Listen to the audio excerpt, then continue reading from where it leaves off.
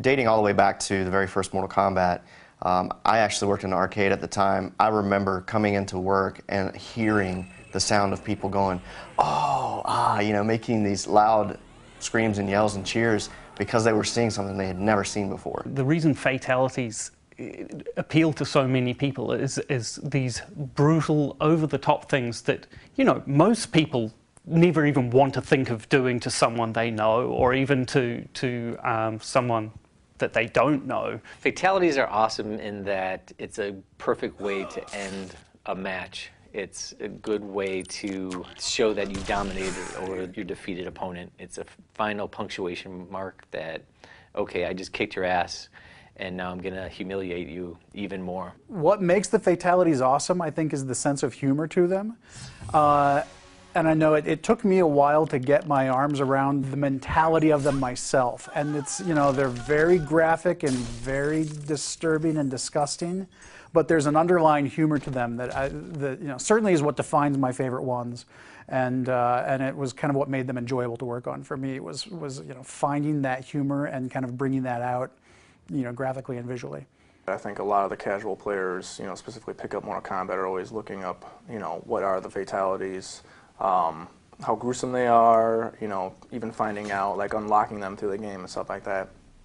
And I really think, you know, this game around, I think we really took it to a whole new level. Initially, we, you know, we try and come up with a brainstorming session, kind of get some ideas, we'll like think about stuff, and then we kind of all get together, me and the other designers, and go through, kind of bounce ideas off each other a little bit, and kind of formulate one really great idea out of all of us. And from there, we do a couple of practices, try to figure out the timing, things like that. We go in the studio, we shoot the actual motion. From there, we take the data, process it, get it into the computer, exaggerate it well beyond whatever we shot so that we get like this really great performance with all the gruesome, brutal things that people come to expect from Mortal Kombat. So once all of the action had been defined, we would make sure that blood, any of the magic, any of the you know, any of the other visuals that don't fall under either environments or characters would get put into the cinemas. The most fun I had was actually the one fatality, actually in particular, was the Kung Lao. You know, one of the iconic ones that have been used in a lot of the marketing now, when he lays down his hat and, you know, pulls the unsuspecting victim through it. Carlos is you know, he's a huge character in the studio, and he likes to keep the mood upbeat. The best part that I love about these fatalities is I get to beat up on Rick O'Mara, and he also gets to, you know, perform his fatalities on me. I actually remember when we were shooting the Cabal fatality where the victim falls on the hook swords, and you had Tony supporting Carlos as Carlos is falling over, and it was just hilarious because when you look at the raw data up on the screen, you don't see Tony there, so he fell and it looked so perfect. It was hilarious. Maybe about like the third or fourth take, we start getting into more or less of the vision of the actual fatality, and it starts getting amped up with, you know, all that emotional content where you're getting into, you know, like, I really need to stab these knives into these guys' clavicle so that way the lightning will strike. You know, when you're doing it the first or second time, you're like, oh, I really don't want to hurt, you know, the other actor. When the other actor gives you the cue, he's like, hey man, just let go and really like hit my clavs. Having somebody able to draw off of that, and Ed sitting there going, oh my God, that's what I want, I need that, and trying to draw off of that, all that emotional content, and trying to get the best performance.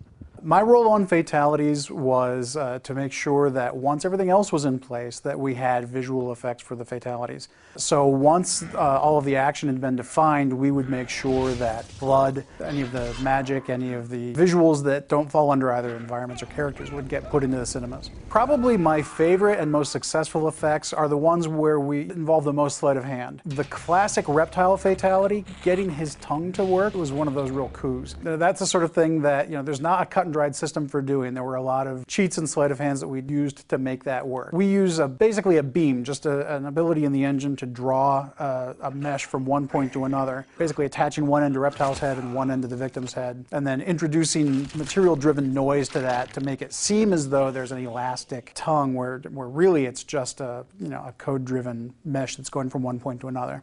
Yeah, some of the key points that we really try to focus on is to make sure that every fatality fits into the same look and feel as the others. We don't want one or another to kind of feel different. Each character had approximately 18 points of dismemberment. So you can imagine, the technical hurdles we had to go through initially, working closely with the tech group to get a procedural tool inside of our tool to be able to do it on the fly. The effects guys had a major role in making the fatalities just look perfect. They are masters of blood placement and all the effects that go with fatalities, like radons, electricity, all the blood decals that had to be put on to make fatalities look nasty. There's not just clean cuts anymore. There's bloody stumps wherever there's a sever point. Every fatality had its own challenges, ranging from just making the blood look good, and blood from the outset is a tricky thing to get right. Fluids and liquids are a difficult thing to do in particles. It's even more difficult to do in real time when we don't have the ability to render something, when we have to do a graphic that will update 60 times a second. And so even just the rudiments of getting the liquids to look good had its own challenges. One of the really cool things was at E3 this year and a bunch of the other trade shows. We got to see some of the stuff that we thought of and came up with, and we weren't sure how well it was going to translate. I thought it was cool, but then, during the demos we did, the first time we showed fatalities, we showed this trailer of a bunch of the fatalities together, and we had people standing up and clapping for moments of things that I came up with, like Sector's fatality, for instance, when all the missiles come out and blow up all the body parts, people just going nuts for that. A lot of people were cringing, and I think that's kind of maybe when we started, or going in the right direction here.